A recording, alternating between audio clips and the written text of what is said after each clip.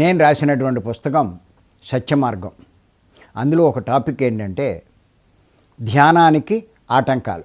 ఇది కూడా ధ్యానం చేసేవారికి చాలా చాలా ముఖ్యమైన టాపిక్ ఇది. దీన్ని బాగా ఫాలో అవ్వండి అందరూ.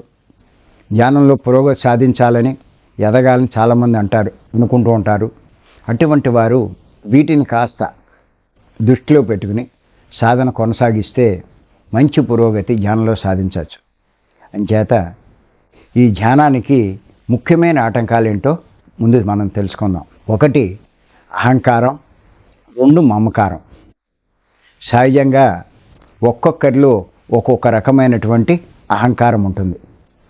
మనలో ఉండేటువంటి ఈ రకరకాల అహంకారాన్ని అష్టమదాలు అని కూడా పిలుస్తారు. మనం ధ్యానంలో పురోగతి సాధించాలంటే వీటిని జయించాలి. అందుచేత అష్టమదాల గురించి తెలుసుకుందాం. 1 కుల మదం, 2 బల మదం, 3 యవ్వన మదం, 4 రూప మదం, 5 ధన మదం, 6 రాజ్య మదం, 7 శీల మదం, 8 తపో మదం. ఇలా 8 రకాల మదాలు ఉన్నాయి. వీటిలో మొట్టమొదటిదైనటువంటి కుల మదం గురించి కొంచెం తెలుసుకుందాం. నేను ఉన్నత కులస్తుడును అని గర్వించడం, దాన్నే కుల మదం అంటారు. అలాగే 2వది బల మదం, అంటే నేను అందరికంటే బలవంతుణ్ణి అని గర్వించడం. అలాగే యవ్వన మదం, నేను యవ్వనవంతుణ్ణి అని గర్వించడమే యవ్వన మదం అంటారు. అలాగే 4 రూప మదం, శారీరకంగా ఇతరుల కంటే అందంగా ఉన్నానని, ఆకర్షణీయంగా ఉన్నానని గర్వించడం. అలాగే ధన మదం, నేను డబ్బు ఉన్నవాడిని, ధనవంతుణ్ణి అని గర్వించడం. దీన్ని ధనమదం అంటారు.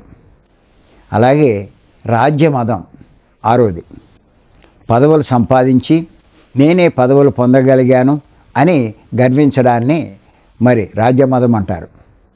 7 శీల మదం, నేను మంచి పనులు చేస్తూ మంచిగా ప్రవర్తిస్తూ ఉన్నానని చెప్పి గర్వించడం.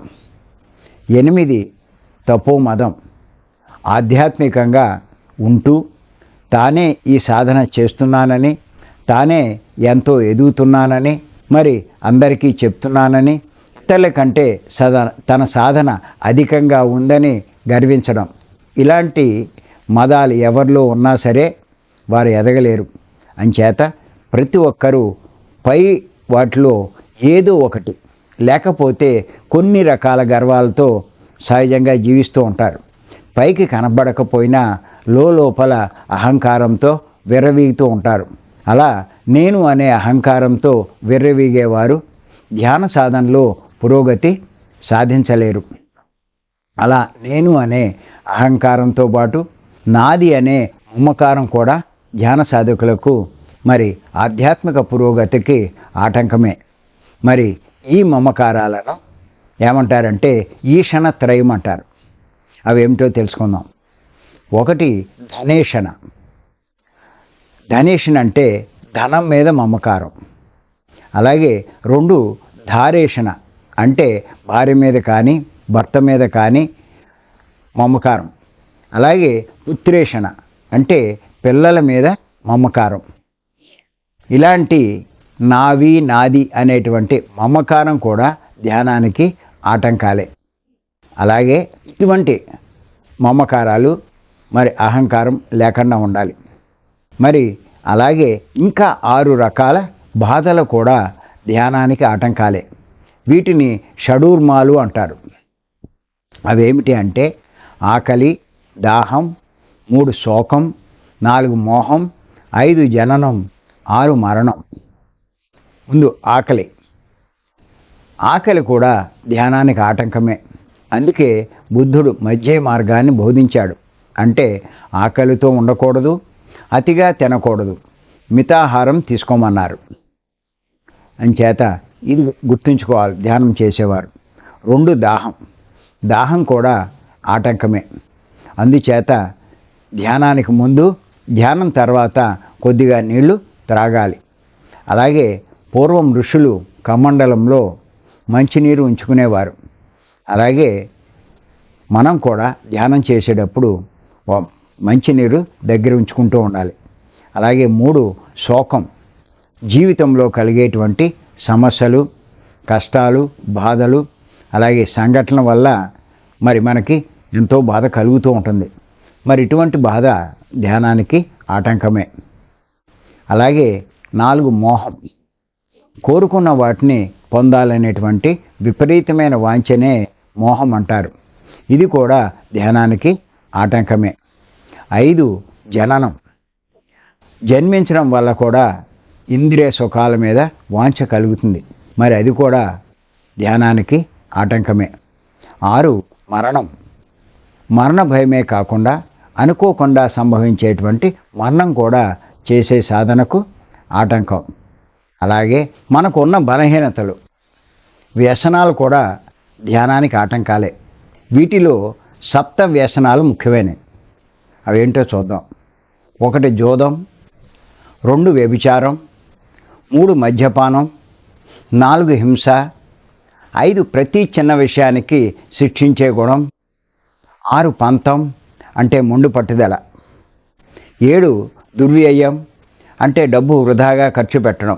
అలాగే జీవితంలో మనకి కొన్ని ఆటంకాలు ఎదురవుతూ ఉంటాయి. వాటిని విఘ్నత్రయం అంటారు. అవి ఏమిటంటే 1 అభావన, 2 విపరీతం, 3 సంశయం. అభావన అంటే చీకట్లో పోయేవాడికి సరైన దారి తెలియక ఎలా పోతూ ఉంటాడో అలాగే తానే భగవంతుడని తెలియక ప్రాపంచిక వ్యవహారాల్లో ముఖ్యమని భావిస్తూ అజ్ఞానంతో జీవించడమే అభావన అంటారు. దీనివలన ధ్యానం మీద ఆసక్తి ఉండదు.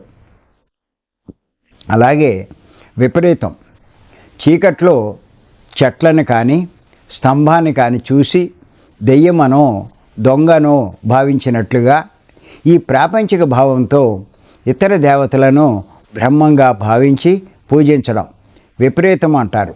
అందువల్ల ధ్యానం మీద విశ్వాసం ఉండదు.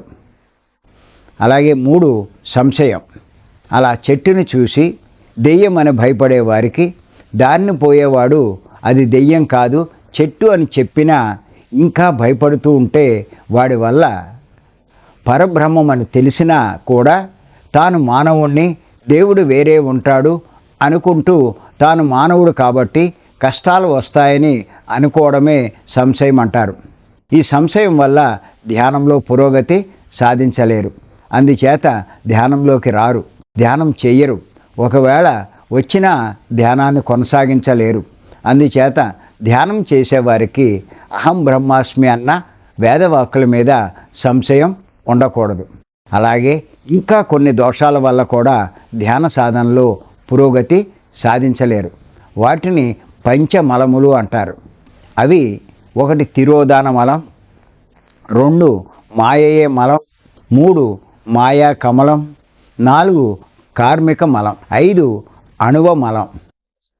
ముందు తిరోధాన మలం అంటే ఎప్పుడూ పాప పనులు చేయాలని అనిపించడం, పాపాలనే చేస్తూ ఉండడం. 2 మాయయే మలం, పరబ్రహ్మను మర్చిపోయి ఇతర దేవతలను వాటి మంత్రాలను సత్యమని నమ్మటం, వాటిని బోధించడం. 3 మాయా కమలం, ఒకప్పుడైనా ఆ పరమాత్మను ధ్యానం చెయ్యాలనే బుద్ధి లేకపోవడం. 4 కార్మిక మలం, వేదాంత విషయాలు పెద్దలు బోధించేటప్పుడు వాటిని సరిగా వినకుండా పరాకులో ఉండడం.